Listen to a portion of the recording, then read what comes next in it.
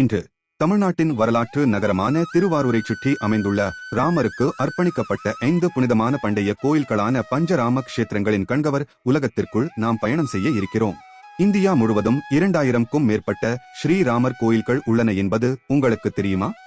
இந்த 2000 கோயில்களின் வரைபடத்துடன் 30 புகழ்பெற்ற ஸ்ரீராமர் கோயில்களை விவரிக்கும் எனது பிளாக் டிஸ்கிரிப்ஷன் இல் உள்ளது. எங்கள் முதல் நிறுத்தம் திருவாரூரிலிருந்து 15 கிலோமீட்டர் தொலைவில் அமைந்துள்ள பழமையான முடிகொண்டான் கோதண்டராமர் கோயில்.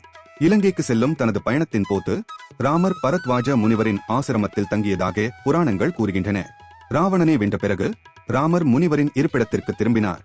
அப்போது திரு ரங்கநாதர் தெய்வீக மலர்களால் ஆன ஒரு மலர் கிரீடத்தை இராமருக்கு சூட்டினார். இந்த தெய்வீக நிகழ்வின் அடையாளமாக அந்த இடம் முடிகொண்டான் என்ற பெயரை பெற்றது.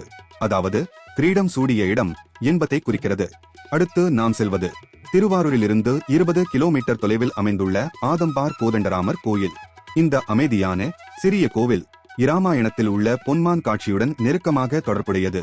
சீதா மாயமானால் மயக்கப்பட்ட தருணம் இறுதியில் ராவணனால் கடத்தப்படுவதற்கு வழிவகுத்தது.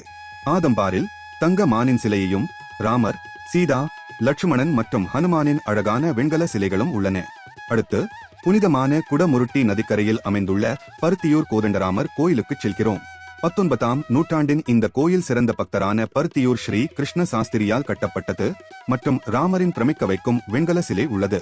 பல வருட பக்திக்கு பிறகு சாஸ்திரி இந்த தெய்வீக சிலைகளை கண்டுபிடித்து அவற்றை பிரதிஷ்டை செய்ய கோயிலை கட்டினார். இப்போது நாம் தில்லை விளாகம் என்ற ஆலயத்திற்கு வருகிறோம். 1000 ஆண்டுகளுக்கும் மேலானது.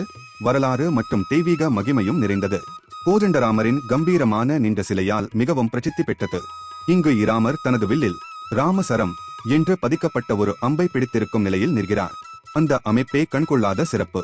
மேலும் இக்கோவிலில் அனுமான் ஒரு கிரக தோஷ நிவர்த்தி அம்சத்தில் உருவாகியுள்ளார். இவரை வழிபடுவது கிரக பிரச்சனைகளை விலக்குகிறது என நம்பப்படுகிறது. எங்கள் இறுதி நிறுத்தம் வடுவூர். இது பெரும்பாலும் தட்சிண அயோத்தி என்று அழைக்கப்படுகிறது. இங்கே கோதண்டராமர், சீதை, லட்சுமணன் மற்றும் அனுமனுடன் தெய்வீக திருமண கோலத்தில் காணப்படுகின்றனர். வடுவூரே இராமர் அயோத்தியாவுக்கு திரும்பும் முன் தன்னை மற்றும் சீதையை பிரதிஷ்டித்த இடமாக சொல்லப்படுகிறது. பின்னர் இந்த மூர்த்திகள் மீண்டும் கண்டுபிடிக்கப்பட்டு இக்கோவிலில் பிரதிஷ்டிக்கப்பட்டன. இக்கோவிலில் இராம தீர்த்தம் எனும் ஒரு புனித தீர்த்த குளம் உள்ளது. இதில் நீராடுவது பாவங்களை தூய்மைப்படுத்துவதாக நம்பப்படுகிறது. இந்த 5 கோவில்களை கண்டிப்பாக தரிசித்து தெய்வீக ஆசீர்வாதங்களை பெறுங்கள். ஜெய் ஸ்ரீராம்.